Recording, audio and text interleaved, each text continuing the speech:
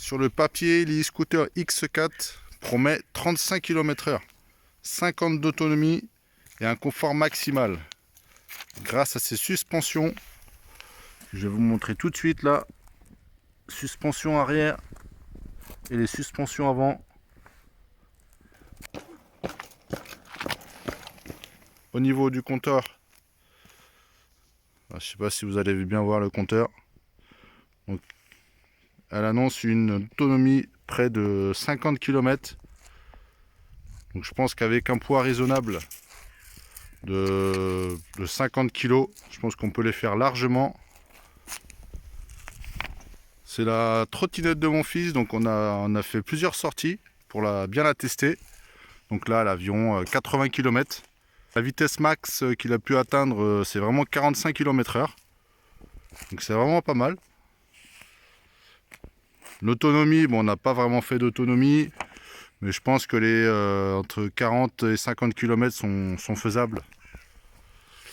Et au niveau du confort, donc le confort reste assez ferme avec ses suspensions, mais c'est une très bonne routière. Bon, on va passer au niveau de ses points négatifs. Donc au niveau du poids, c'est assez raisonnable, elle n'est pas très lourde. Elle fait à peu près 25-30 kg. Donc c'est pas trop mal. Au niveau du temps de charge, il faut compter environ 10 heures. 10-11 heures pour une charge complète. Dites-moi en commentaire si vous avez cette trottinette, ce que vous en pensez. Au niveau des points positifs, donc elle a une très bonne autonomie quand même pour sa catégorie. Des suspensions assez efficaces. Un design qui est sympa. Rouge, noir, des pneus semi-off-road. Voilà.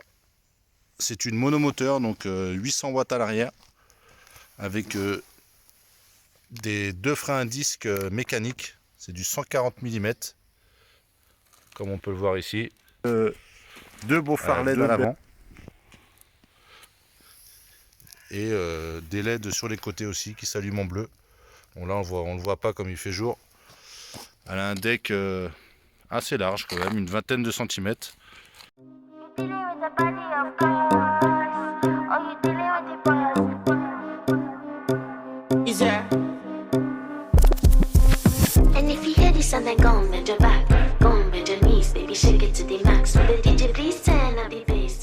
Son moteur de 800 watts est très réactif. Il peut te permettre de monter des côtes à plus de 10%.